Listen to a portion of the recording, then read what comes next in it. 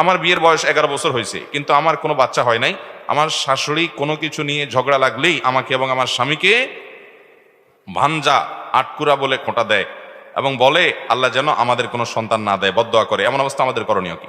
ভালো করে শুনে রাখেন।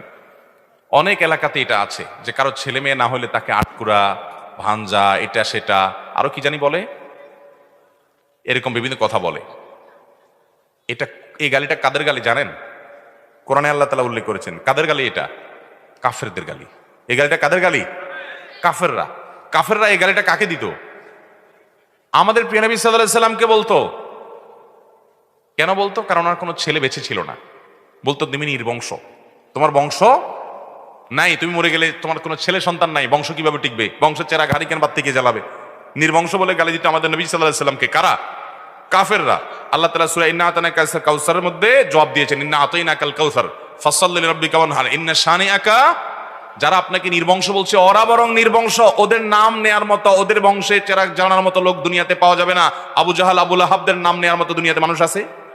ওদের 14 গোষ্ঠীদের যদি গালিগালাজ করে সারা দুনিয়ার মানুষ, একটা মানুষের চোখের পানি ফেলানোর মতো আছে? আর নবী করিম সাল্লাল্লাহু আলাইহি সাল্লামকে আল্লাহ রাব্বুল আলামিন এইভাবে তাকে জিইয়ে রেখেছেন, টিকিয়ে রেখেছেন যে তার সম্পর্কে কোনো কটু কথা বললে হাজার হাজার মানুষের হৃদয় রক্তক্ষরণ হয়।